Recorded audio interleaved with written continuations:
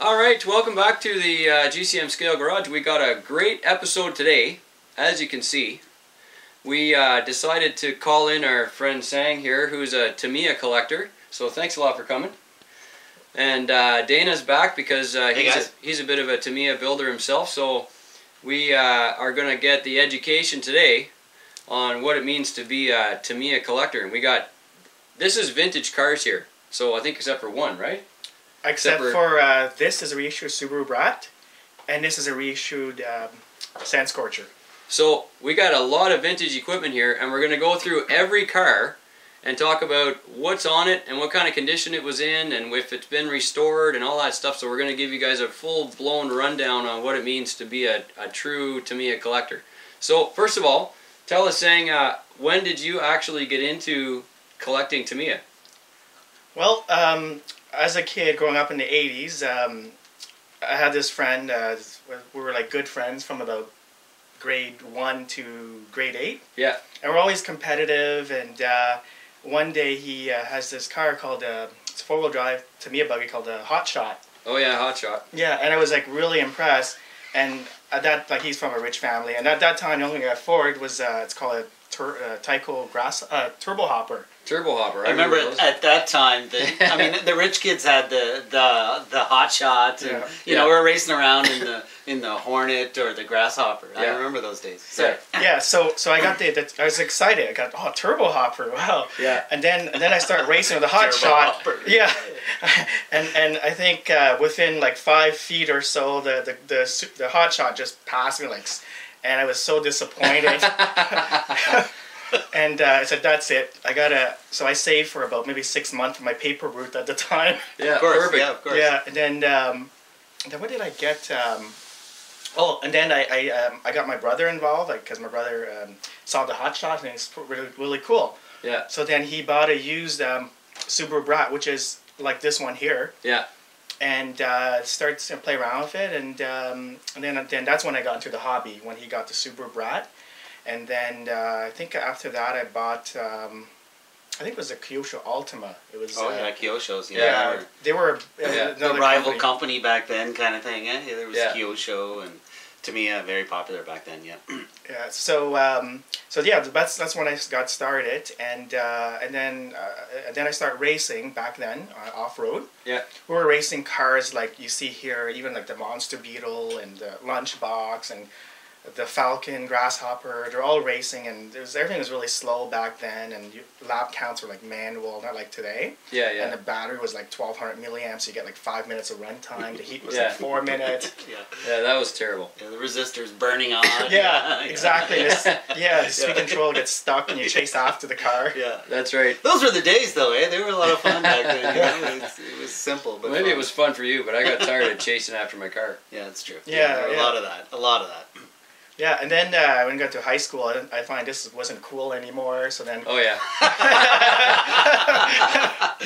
yeah, it's true. Like, you don't want to admit that you're playing with toy cars. That's right. You're supposed to be grown up now. Yeah, exactly. Even though these are nowhere near toys, they're pretty sophisticated. Yeah, they are.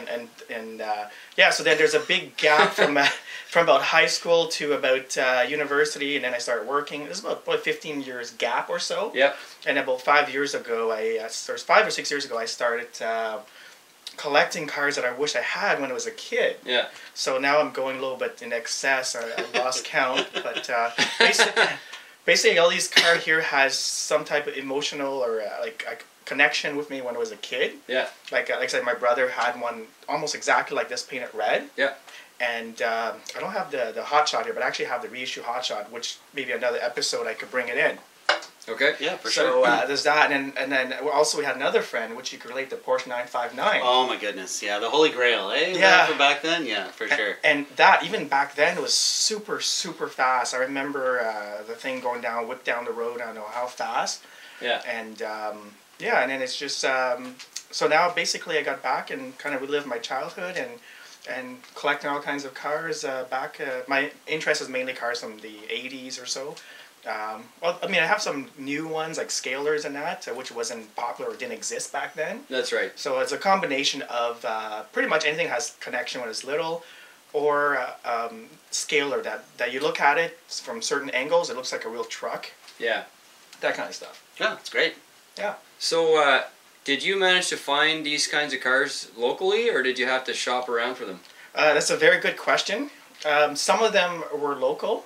Like actually, most of these are local. But some of them, as you heard, the website eBay. Like for example, this original Subaru Brat I got on eBay about 3 or 4 years ago. Yeah. And what else? The Mystery Machine was actually a Midnight Pumpkin, which is it's another truck-based Tamiya. And I got it on eBay, but the guy was from over the Gatineau side, so it's kind of local, whatnot. Okay. And it had an ugly green Midnight Pumpkin on it. I couldn't stand it. So as soon as I got it, I went on eBay and found a Lunchbox body. It was a yellow kind of box art. Yeah, that's right. And I ran it for a while. And I thought, hey, you know what? And then I went on eBay again, and I saw the gold edition body. I believe it was a reissue, but it was kind of rough shape. Yep. So I had it with me for about a year, and I couldn't stand the gold color, like and I said I got to do something, and then I was doing some research, and I came up with the idea of Mystery Machine, and I actually the only special thing in this was that I sourced a decal from a company in UK. Okay. So it's just the paint job looks and great. the decal. Looks really good. Yeah. Yeah, really nice. Yeah, it's a lot of fun. Yeah. So go ahead. No, like I said, just a mixture of local finds. Like just happened, these are mostly locally found. Wow, that's amazing. Yeah. So let's go through each one of these vehicles here, and you can give us a rundown on sort of where it's at and what kind of condition it was when you got it. I think we started with this with the Lunchbox build, so let's start with that one. Finish up with this, and this car, it looks like you're actually driving this. Exactly, yes. This car, I drove it many times. I even did a few videos as well. And it's a lot of fun. It handles terribly. It's just really goofy, but it's just so much fun to drive. I don't know why I prefer that than other vehicle. I mean, you could tell that this thing it tends to flip over. It does wheelie, which it does very well. You got the wheelie bar on here too. Yes. The great thing about that, though, the fun factor is through the roof, you know? I mean, it's just amazing to see it go bouncing around. I think we talked about how sprung Tamiya cars are. They tend to bounce all over the place. Yeah, that's right. But the fun factor, again, is high on those monster Beetles and monster trucks and Lunchboxes. So this is an original. This is the original Midnight Pumpkin chassis, and but except the wheels are... They're still vintage, but they're from HPI. Okay. Yeah, these ones. Starting to go with the color scheme. Exactly. Yeah. Yeah, looks good. Looks good. And is there any other changes from this that aren't an original or a stock equipment? Yeah, it had a mechanical speed controller, which is you need another servo. It has a first, second, third, and reverse first, second, third. Yep. And I as soon as I saw that, I removed it for obvious reasons. Yeah, for obvious. For one thing, it overheats, and your car could actually potentially melt or catch on fire. Yeah, sure, yeah. Especially when you're going slow, because the energy of the battery is converted to the motion is heat, right? Right, with the resistor pack. Yeah, yes, that's right. And you could smell it from probably like 20 meters away. It's overheating. Yeah. Yeah, so this is mostly original, except the body. I don't think they ever made the gold edition. I'm not sure, but when I got it, it looks pretty well used, so it's hard to tell if it was original or not. Like as you can see, there's some cracks at the top and holes drilled there, and there's cracked here, and lots of scratches. But you can't see probably in the camera. But so this is sort of an original, but restored, but still used. Exactly. Yeah. And sort of made to your own personality, kind of. Yeah. Exactly. Yeah. Yes. Yeah. Yeah. So back to it. So I upgraded the speed controller to an electronic version and just a basic Tamiya speed controller. And of course, I don't know if you can see that, but of course it's got Shaggy and I'm not sure... Fred, yes. Fred, yeah. Sitting in the front there. So you've got a little interior going on in there, and then you got Shaggy and Fred sitting in there too. I guess you did some styrene work in there to sort of really create benches and seats and so on. Yeah, there's no bench seat. It's more just it's an inside packaging for an iPhone case. Okay. So I just basically painted black. Perfect. And cut so that I could mount it to the body. Nice, and I literally just made 2 holes for Fred and and shaggy. Shaggy, yeah. To sit in there, right? Like there's no steering wheel, but the next thing I'll do is add a steering wheel and maybe at the back for like make it like a bench kind of seat, like the backrest. Cool. And that's pretty much it for that. Well, I don't know if we want to save this one for last, but it's staring at me and it's so beautiful. Well, better do it. You know, why don't we talk about this? This thing is just absolutely gorgeous, and I won't steal any thunder. What do we have here? This is 100% original Monster Beetle from about 1986. In that kind of condition. Yes. Yeah. I don't even think there's dirt on it. No, it's unbelievable. Yeah, I ran it once at the beach for like maybe How dare 3 you. minutes. Yeah, yeah. There's a little bit of a scratch from the sand here underneath, and it flipped a couple of times. Minor flip on the sand. It's not too bad because this thing only does maybe 25 kilometers an hour top speed the way it's sitting in. Yeah, so that looks show quality though. Oh, it's just gorgeous. It's just gorgeous. Look at that thing. Wow. Yeah, this is something I'd never get rid of. This is actually probably one of my favorite of my collection. So it's all original. This is right from the 80s. When did they come out with this? Is this late 80s, early 90s? Actually, this came out about 86, I believe. I could be wrong because the Blackfoot was around the same time. And I remember actually going to a hobby store in Ottawa. I was living about outside of Ottawa, an hour away, and the closest city that has stores and shops was Ottawa. And I remember going to a hobby shop, and they have these two in a big box back then you have to build. Yeah. And I actually bought a brand new kit, the Blackfoot. And I remember exactly it was $199 because back then it's a lot of money, and it still is. Yeah. And then there was the Monster Beetle as well for about, I believe it's $239 or so. And I thought, well, you know, $40. Why does it cost more, right?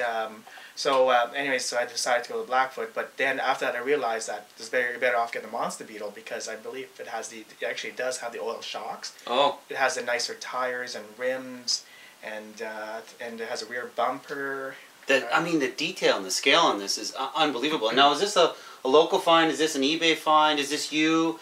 And is it professionally painted? Because the paint job on this, it's just amazing. Yeah, this is a local find. It's actually I got it from somebody from Smith Falls. Oh, okay. Wow. Okay. And actually now the body has been painted recently. Like recently, as in not from the 80s. Probably about 5-7 years ago. Okay.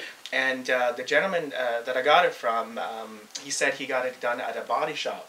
It's at the Ford dealer, I believe. Yeah, it looks like it's got a professional clear coat paint job on it. Yeah, it certainly does. It's amazing. It's beautiful. Yeah. Well, it's a really nice machine. Thanks for bringing this one. You're This welcome. is spectacular. Are there any mods on that car?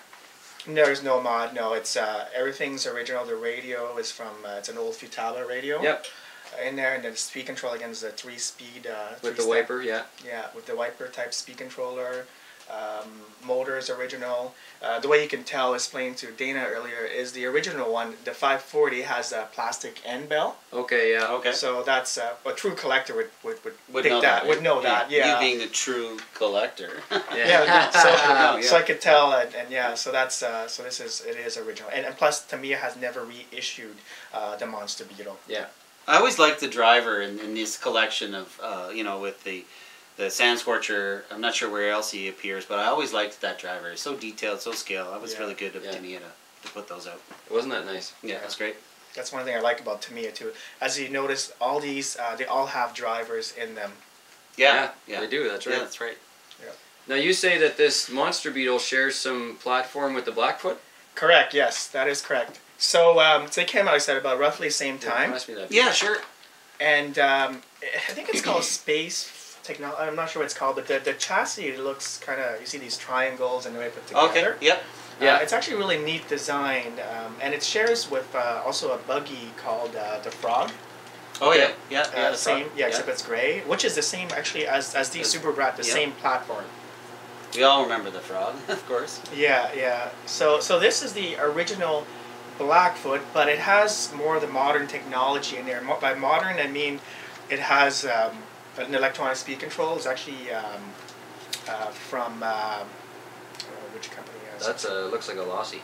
Yeah, Team Losi. That's it. It's a speed controller in there, and it has an HPI 15-turn motor, which is pretty fast for that truck.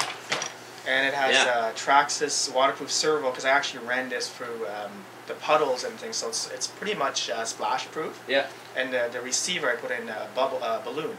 Okay. Oh yeah.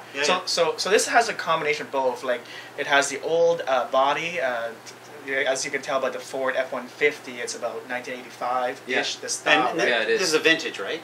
Yes, did they re-release this? They did re-release this, did they not? Yes and no. They call it, I think, as Blackfoot 2, Blackfoot 3. Okay. But completely different chassis. They don't use that chassis in King Blackfoot, right. Which is, anyway, there's about 4 or 5 different variations of Blackfoot. Okay. And this is the only original that looks like this here itself, platform. So that one is a vintage truck. Yes. With modern electronics. Yes. And it's a runner. That's correct, yeah. It's one of my favorite runners, as a matter of fact. Like I said, this and the Lunchbox was great together. Okay. So is that the rest of these ones with this? Oh no, of course we've got the Brats with the same platform. Yes. Yeah, so these all 4 here that you see has the same platform, same chassis, gearbox. Design is overall the same. Except the monster truck, of course, the bigger tires, the gear ratio is different. Okay. And minor differences. What is that car way up in the front there? Yeah, so that is, actually got this locally. This is, I got it, actually found it on Kijiji. About 3 or 4 years ago, there was that and the Grasshopper and a couple more, the Midnight Pumpkin. So this is the Falcon, which is released about 1986, I would guess, 1987, around that time frame. And this is very advanced for its time. It's probably one of the best handling buggy that you can get back then. Oh, really? Along with the Fox. Right, of course, yeah. It looks like it's got a really long travel suspension on it. Yes, yeah. So that's why another thing, it has really good handling. As you can see, it's very aerodynamic, like the Falcon. Yeah, right. Like the Bird. Right. And has good oil shocks, good suspension travel. Yeah. For the 80s. Exactly. This is like compared to the Grasshopper, this is like the night and day. Yeah, it's completely night and day. Yeah. This thing, I mean, it came with a 540 motor as opposed to that's a 380 motor. Sure. This would easily do almost twice as fast as the Grasshopper. So this is a Lexan body too? That is correct. And is that a vintage Lexan? It is, yes. Wow. Yeah. So somebody took care of this for years and years. Yeah, I think it could be in storage for quite a few years. It's just in amazing condition. It looks like it is. Going back in the 80s and just pick it up. And the motor as well too. That's a very rare motor. Yeah, this is a Black Can 540 SD. Yes. Which is a super rare. Yeah. Super rare. Yeah. Cool. So did you get it in this condition or did you have to do some restoration on it? I got this actually in this condition here. Wow. Yeah. Have you ever run it? I ran it in the house just to make sure that the speed controller works and everything. Actually, when I got it, it didn't come with the radio, the transmitter.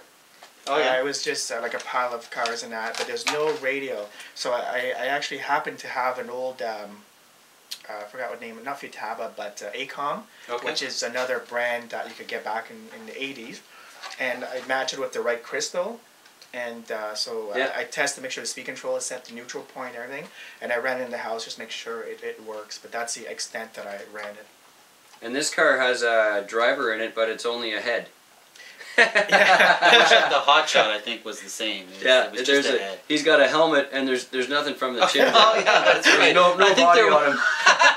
There's nothing. No, there's nothing. Yeah, hot shot had a little more than that. Well, but actually, it's funny. It's supposed to floating head. It's supposed to have the shoulder, but it was missing. It's kind of like the Grasshopper in front. Right. But yeah, that does look kind of funny now that guys mentioned that. Well, that's nice. Great. Yeah, that's beautiful. Yeah. And then of course this is the altogether famous Grasshopper. That is correct. Yeah. So I got in the same lot with the Falcon. So iconic, eh? That one. I mean, who doesn't remember that one? Yes, that's right. This is, folks, when this is back in, let's say in 85, 86, we walk into a hobby shop and you want a budget racer or something to run around, they recommend the Grasshopper. It was relatively inexpensive. Yeah. If I recall, is about $100, maybe $110, depending on where you would go. Yeah. So compared to, like, say, the Falcon would be, like, close to 200. Sure. So, I mean, going back to the 80s, a lot of money, inflation there, right?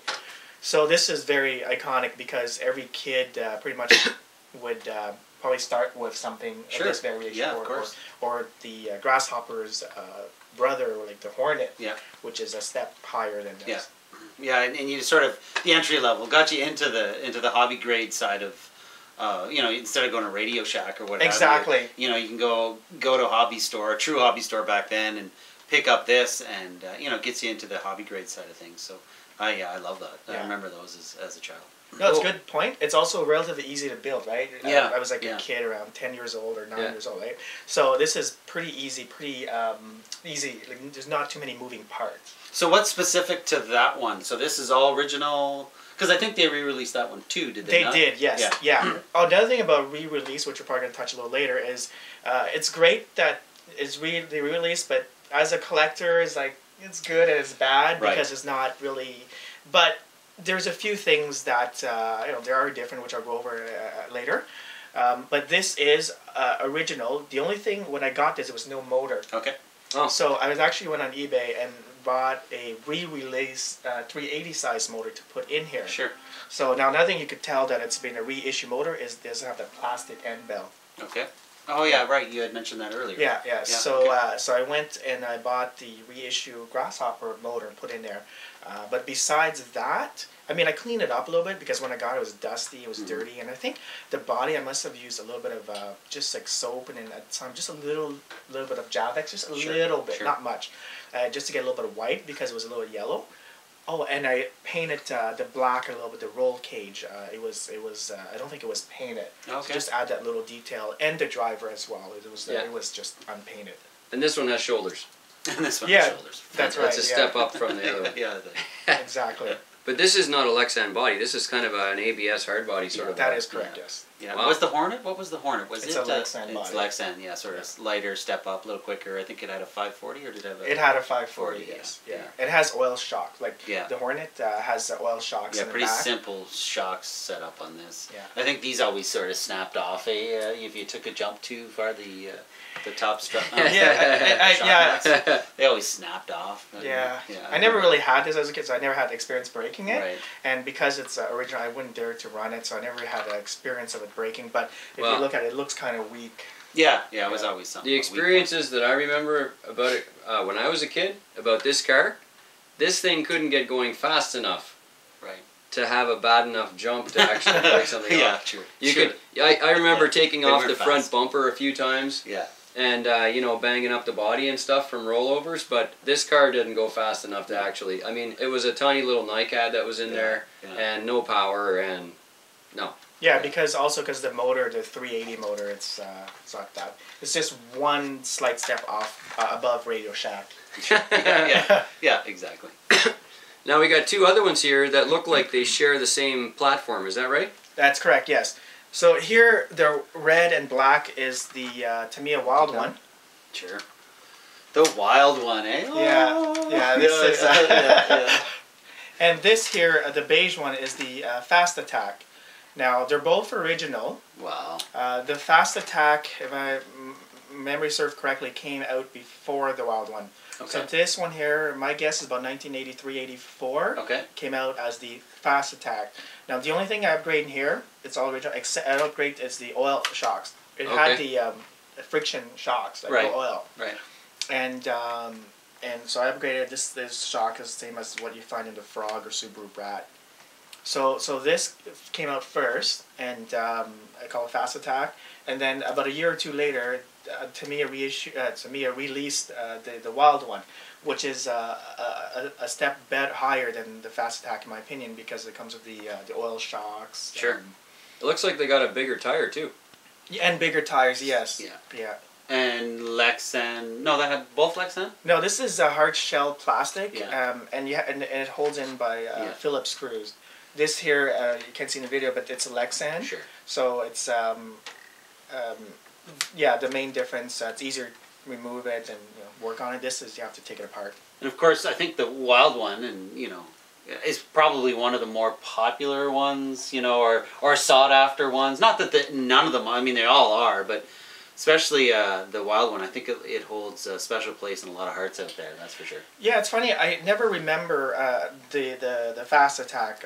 It wasn't something that it sticks out. I just know that it came first because I did some research on the web, and this came out first. But the wild one is more iconic than, like, most kids growing up. They probably remember the wild one, but not the fast attack. Right. Right. Are these both running cars? Yes, they are. Yes. Have you ever had them out?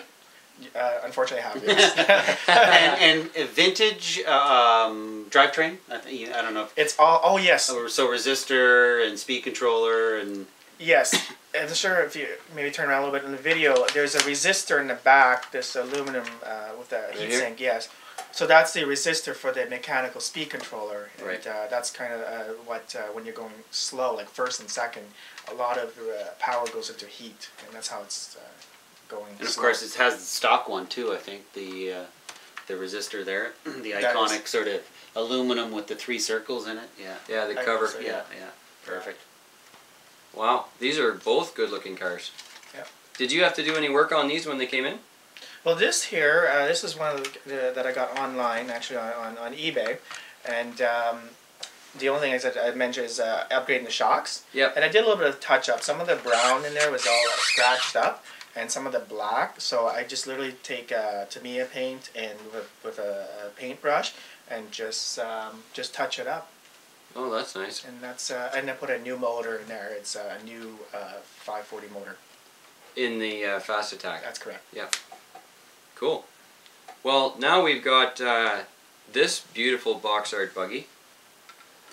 I just gotta say, it's incredible to be around this much, sort of RC stuff. It's just awesome. It is. To be overwhelmed with Tamiya and RC goodness. It's amazing. Yeah, it is. I can't believe that we get to actually handle all these cars. Great. Don't you have these in a showcase or something at home, or are they boxed up? No, they're on a shelf, just one of those, I don't know, about 6 feet high shelf, and I just stacked them like next to each other. Yeah. But it's in the basement, so unfortunately nobody really sees it except me. It's usually where it all ends up. Yeah, exactly. Yeah. Yeah. But I probably would like to go to IKEA or also get a nice shelf for this.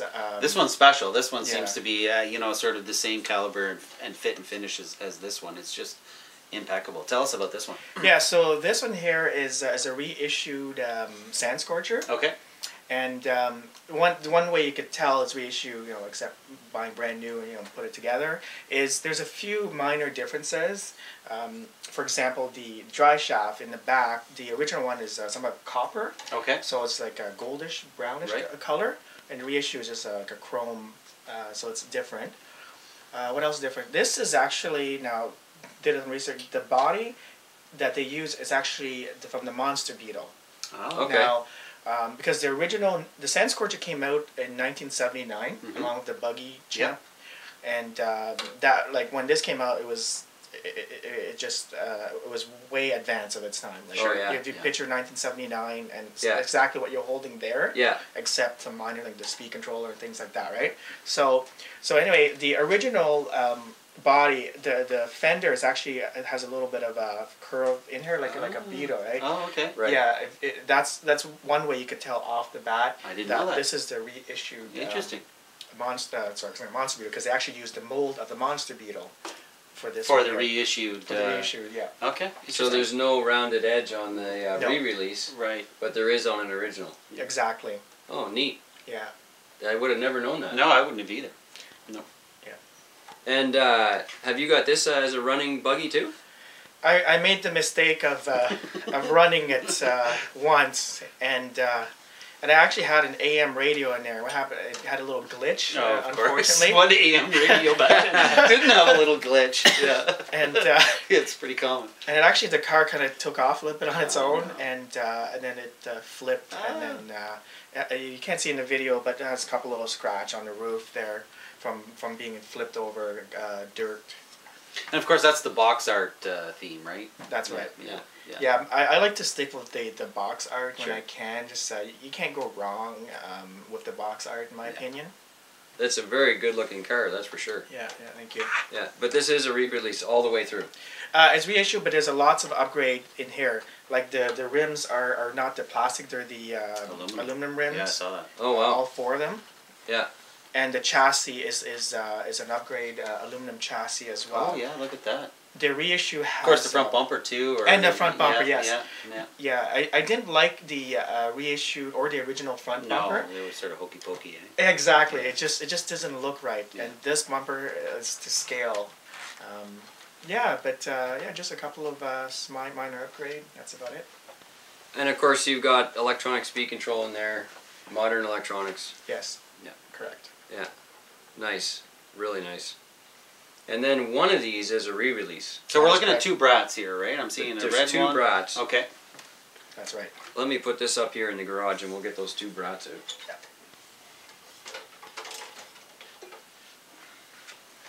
So, I would never know what the differences are aside from electronics. And obviously, you're a real Tamiya fan. You know what you're talking about. So tell us, Sure. go through both of these cars and tell us which one is the vintage one first. I'm assuming it's this one. That's correct. And what kind of condition did you get this car in? I got in pretty much the same condition as what you see here. Yeah. Meaning I haven't done any work to it. Okay. Except I ran it. I was cleaner. I actually ran it in the dirt once, so the dirt is still there from about 3 years ago. Yeah. So this is as condition got, the way I received it. Yeah, I see there's a really huge Futaba receiver inside there. Yeah, so let's... so this is a hard shell body. Again, so you have to paint from the outside, and it takes you like 10 hours to do a good job. Wow. So this is the original Subaru Brat. Yeah. And that's just for comparison. And the red one on my right is the reissued Subaru Brat. Yeah. So as far as I can see, the body is the same. They use the same mold. Yeah. I can't see the difference except the blue one is missing a front bumper just because it's missing the front bumper. And but the main thing is the chassis. There's about 7 or 8 differences. The first one, let's see. Well, the most obvious thing is the motor. This is the original Tamiya 380 motor, which is the same motor you would find on the Grasshopper. Yeah. And it's a very slow motor. Like this thing, top speed the way it is I'd say maybe 20 kilometers an hour. Wow. And you had mentioned due to the plastic end to that motor, it says vintage. That's right. Yeah. That's a good point. The plastic end bell, same thing as a Monster Beetle, and the Wild one is that's one where you could tell between the reissued and the original. Okay. So that's one of the difference. Now another difference you won't see in the video is the wheels. Like if you turn, they're posi traction. Like it's not this one here. If I spin this, it has a bevel gear. Right, of course. So this is a locked axle in the back. That's exactly, correct. Okay. Wow. So that's a couple of differences right there. And the shocks are actually this is upgraded oil shocks probably from back then. Yeah. But the original Subaru Brat was a friction shock, kind of like the Grasshopper shocks. And the reissue one uses the same as the Tamiya Frog, which is the buggy version, and it's oil damper. As you can see, physically they are different. Yeah. What else is different? The steering setup is different. The reissue is almost like a direct steering. Okay. Oh yeah, with the servo saver on the servo. Yeah, sandwiched in between it. Yeah. That's correct. So this is obviously the original, and this is how it's set up. Is it's like you flip by 180 degree the servo. Yeah. You have the servo saver down there. Oh, okay. Yeah. So on the original, the servo saver is part of the frame, and then the servo drives it sort of like a modern bell crank system. Exactly. Minor different. The rest is very minor. Of course, you're missing a servo though altogether on this one because you don't need it for the speed controller. No. That's right. Because the reissued, they never include the 3-speed. It's always the electronic. Yeah. So that's right. So being reissued, it doesn't need that plate here. As you can see, there's like an aluminum plate right here. Yeah. Oh, And for the speed control. For the key wiper. speed controller. Yeah. So that's another thing you could pick out different. And the body post too is different. This is just like a bolt kind of thing or a screw down. And this is a 2-piece. It's like a screw here, and there's like a cylinder. A solid stud there. Yeah. Yeah.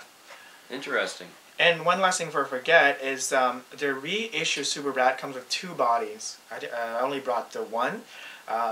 2 body, like one of them is hard plastic, which is that one, and the other one is a Lexan version. Oh, I didn't know that. So, I did not know that either. Yeah, so, and plus that means that you need another body post because the Lexan, the bed doesn't go down. Sure. So there's another body post that's higher at mounts, right? So, so it's good because then when you run it, you don't have to worry about flipping. Because with that body on and this 19-turn motor, if you're going like go around the corner, you can see some scrape because the high center of gravity, it flips a couple of times. Sure. So the Lexan body is perfect for that, and of course it takes more of a beating. Yeah. Yeah, and these here, I just decided to paint this black, not because it's, there's no difference to mention for the reissue, the original, but the wheels and everything else is as far as I can see, there's no changes. Have you ever run these two together in a video? Both Brats at the same time? No, I haven't. I can only drive one car at a time, so that's the main reason. And I actually did a little video on this one here, but on the video, it surprisingly looks very fast from the magic of camera, I suppose. Sure. Yeah. Yeah, but this one did ran at the beach quite a few times, ran on the streets. Yeah. Wow, these are neat. And this has a kind of suspension that I don't know if I've ever seen before. There's one center shock that's actually inside the bulkhead. Did you notice that? Oh yeah. I've seen this before, but never up this this close. So no. Yeah. So what it is there's that's got the frog exactly set up, eh? Exactly. Yeah. Is that what that's from? Yeah. I don't think I've ever actually paid attention to that at all. That's really neat. Yeah. It works, but not the great. It just it does the job. Sure. Wow. So this is the 380 vintage, and does the re-release come with any electronics in it?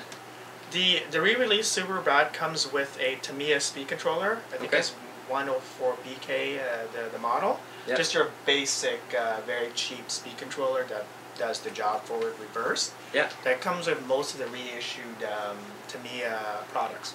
Okay. And it comes with, not this motor here, this is an upgrade motor. It comes with your the 540 motor, or silver can. Silver can, Tamiya. Yeah. Yeah, so it comes with that as electronic. And the only thing you need, of course, is your radio and battery.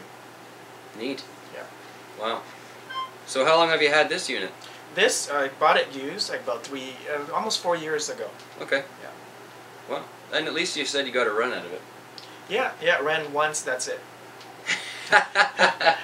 Sometimes that's enough, eh? Just to say that it's been used. Exactly. Yeah. Like actually, there's no point in me running this. It's slow. Especially when you have this one. Right? Exactly. That's right. right. Like this one here, the speaker. I see it's all dusty, and what happens is that as it gets dusty like that, you could lose contact. Oh yeah. So you might go from 1 and all seventh, third speed, and it's hard to drive. Of course, the ultimate is to have your vintage Shelf Queen, and then have your re-release. And then be able to rip around and have fun. The only problem, and I think you kind of mentioned on that, the only problem is now that there are a few re-releases out there, the vintage ones, their value tends to change ever so slightly. So yeah, you have the advantage of having a Shelf Queen and being able to rip around on one, but then perhaps that sort of devalues the vintage ones. That's. Well, do you win some, you lose some, right? Course, they reissue, meaning that you could buy the parts and cheap, and if you want to restore your original, as you can probably see, a lot of parts here fits on here. Yeah, right? yeah, of course. So, which is good, but if you're a collector, it's they reissue, so it's not, you don't really get much value from that. I guess you have to look a little extra hard then when you're shopping for vintage parts for a restoration, right? Mm-hmm. Yes. Because you want to make sure that the parts that you're getting are the official, original, vintage. They might look the same, but if you know the little nuances, you might be able to tell whether you got an original or a re-release. Yeah. Or have fans like Sang here who can you can Yeah.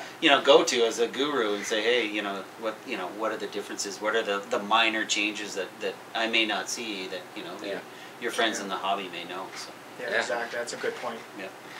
So now that we've pretty much covered the table here, I got to ask you this question: is there something left that Tamiya has as a vintage car that you are just dying to get your hands on? Well, I think Dana probably knows the answer to this. I actually texted him a couple of weeks ago, and I guess I have too much time at work. And, hope my boss doesn't watch this. So It was on your lunch. Don't worry. Yeah, it was on your actually lunch. it was during my lunch. Yeah, it was during your at lunch. 11:35. Yeah. So Yeah. so I was texting Dana. I said, "It's the Porsche 959 that one of my friend had when I was little, and it's very iconic. Anybody that's in Tamiya would know that, and they all want one." Like mint condition. Yeah. And Dana actually mentioned that he ordered one and it should come today or soon, right? Yeah, I was lucky enough to find one on eBay. I mean, eBay is a bit of a curse. It's great for picking up, what you need and what you want in the hobby. But I managed to pick up an eBay find of a 959, which is in really good condition from what I can see. And as you said, I'm supposed to pick it up in the next couple of days. And then I'll do a rig review on that and do a restoration, and the parts for that will be astronomical. So for real parts. Yeah, exactly. Exactly. Yeah, Yeah. for the vintage parts. Yeah, so back to your question, that's the one that I really want from Tamiya. That and also the Toyota Celica, which is not as popular. Yeah, same chassis. I was in love with that car. Yeah, that's a great car. Yeah. I Folks, it's scale, very nice looking car. It is. That's a fantastic. And there's always been the question about will they re-release it, and I was sitting on the fence for a long time seeing if it was going to happen, but from what I hear is the way they made the bodies for those specific chassis were too fragile, and the molding process was expensive, and the end result was a little too fragile. So. Hopefully, well, I hope they don't ever make a re-release. But then, on the other side of the fence, I hope they do, so I could bash one. But anyways, it'll be interesting when mine comes in, and we can sort of dive into it and have some fun with it. Yeah, I can't wait to see it when you get it. Yeah, that'll be neat. Yeah. So you got your eyes peeled for a 959. Yes, yeah. If they ever reissue, like I said, I'm not buying any more. Famous last words. Yeah, I wasn't gonna buy a 959, but then I did. Yeah, exactly. But if they were to reissue, I would buy pretty much at any price they're selling it for, reasonably. Yes, that's the only car I could think of. Well, another reason is Tamiya reissued about probably 70% of what they had back in the 80s. Yeah, most, I don't know, maybe 60 or 70%. So, and the other ones, at least I don't really have much of an interest in it. Gotcha. Yeah. Wow. Well, I certainly learned a lot about Tamiya today. And we saw a lot. This was fantastic. I enjoyed this. This was like a mini car show. Oh yeah. Yeah, it was great. Great. And you've got more than this collection, don't you? Yeah, it was a hard decision which car to bring. Actually, you mean you ran out of room in your real car to bring all this stuff in here? Yeah, I actually had lined up at the door, and I only took. I left a few behind. I feel kind of bad. But well, the good news is, I think we'll do a part 2 of this. I think so. Back and do another 15 or 20 cars or so. And exactly. I think so. Yeah. Next time I'll bring some more around the same time frame. Sure. Yeah. Well, that'll be great. Definitely can't wait to see some more. And I can't wait to see your 959 vintage when that comes in. I'm excited. Well, thanks a lot for bringing your collection to show us. Yeah, my pleasure to be here. Yeah, I really enjoyed that, and can't wait to see some more, and hopefully we can bring you back really soon. Absolutely, I'm looking forward to show the rest of my collection. That'd be great. Thanks for coming, I appreciate it. Thanks very much. Yeah, it was great to see you. It was good to see you. you. Same nice here. work, man. Well, we're really enjoying this, and I hope you guys enjoy this on the video, and make sure you like the video. Add your comments down below. You can always send some questions in to ScaleTalk@gcmracing.ca, and I'll pass your questions along to Sang here, and we can get the Tamiya expert onto it. And we're gonna plan another one of these really soon. For sure. Yeah, I learned I learned a lot today. Yeah, it was great. Thanks. It's great. Yeah. Great. Enjoy, guys. Thanks a lot. Thanks for watching.